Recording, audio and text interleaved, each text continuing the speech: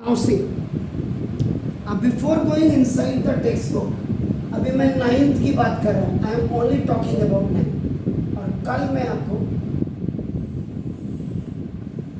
तो जो आपका बेसिकली रूल नंबर कौन सा था कल जरा बताइए. कल 5th था. आज रूल नंबर 6 देखो. रूल नंबर 6 बेसिकली क्या है.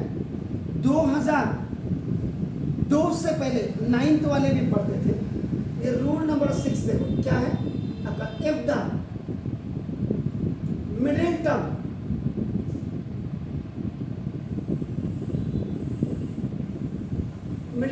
splitting is failed, यानी कि any question which you are solving that by the middle term splitting और हो नहीं रहा है, then quadratic formula is started, यानी कि क्वाड्रेटिक इक्वेशन आपका is born.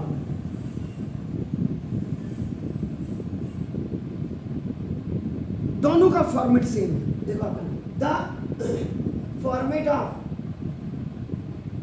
Middle term splitting and quadratic equation are same. दोनों आपका सेम होता है. आपका नाम देखो, दिस इज द जो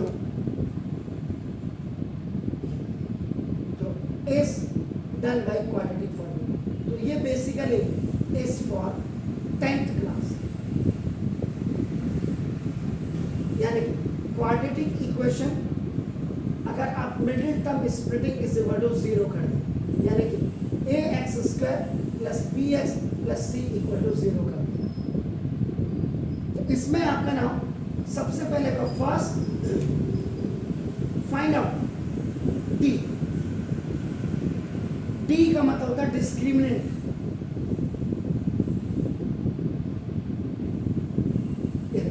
ये इसको b स्क्वायर माइनस 4ac से सॉल्व करते हैं. इसको जो मैथमेटिशियन है उनका नाम था श्रीधरा चार्य मैथड. इसमें आपका क्या करते हैं, यू राइट द कंडीशन. ये d फाइंड आउट करते हैं b स्क्वायर माइनस 4ac. ये आपके पास नहीं लेकिन लिख रहा हूँ क्योंकि 10th के लिए भी आपका साथ ही साथ वर्किंग रूल बना रहा हूँ, क्योंकि पॉलिनोमियल उनका भी जो नाम है condition if d is greater than equal to 0. अगर b स्क्वायर माइनस 4ac को सॉल्व करने के बाद उसकी वैल्यू पॉजिटिव इंटीजर आती है. पॉजिटिव नंबर्स जिनको आप कहते हैं +1 +2 +3 +4 +100 +1 लाख जो भी है, तो आप उसका वहां पे लिखते हैं have its two real and distinct roots. ये आपका यहाँ पे अब आपका कंबाइन हो जाता है. देखो has अल्फा एंड बीटा, ये दो रूट्स होते हैं, एक पॉजिटिव होता है और एक नेगेटिव होता है.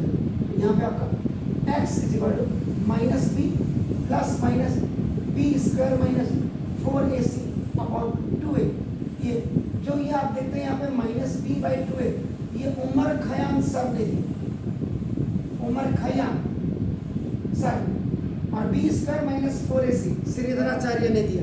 तो दो मैथमेटिशियन से मिल करके अगर आप इसको लिखेंगे, देखो प्लस की value x is equal to जब आप अल्फा लिखेंगे ये माइनस बी प्लस होगा b square minus 4ac upon 2a. और जो दूसरा रूट होगा आपका देखो ना, अगर आपका बीटा आप लिखेंगे तो देखो minus b minus b square minus 4ac upon 2a. Plus वाला अल्फा के लिए और बीटा वाला के लिए. उसके बाद दूसरी कंडीशन देखिए, if d is equal to 0. आप बी स्क्वायर माइनस 4ac को आप कैलकुलेट कर रहे हैं और उसकी वैल्यू 0 आ रही है, यानी कि 0 इंटीजर, ना तो प्लस ना तो माइनस, ओनली 0. तो ना have its two repeated roots. यानी कि x की जो एक वैल्यू अल्फा होगी ये भी -1 आएगी और x की जो दूसरी वैल्यू बीटा होगी that will be also minus b कम। तीसरी कंडीशन देखिए,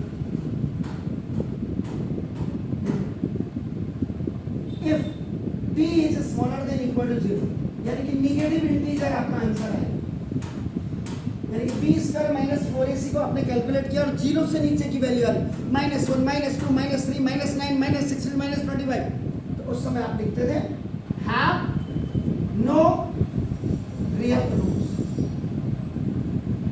और सवाल को यहीं छोड़ देते थे बैकअप। ये आप 11th में जाकर के ये क्वेश्चंस आपके होते हैं 11th क्लास में, और उसके लिए एक स्पेशल आपका चैप्टर बनाया कॉम्प्लेक्स नंबर्स। तो निगेटिव के जितने क्वेश्चन होंगे वो 11th में होंगे।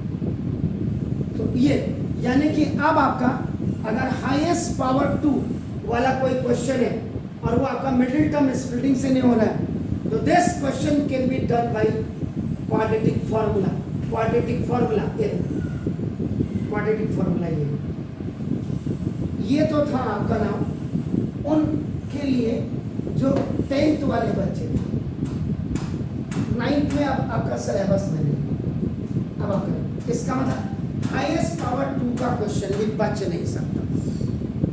अब आपका देखो रूल नंबर 7 में आता है, rule number 7, if the highest power is 3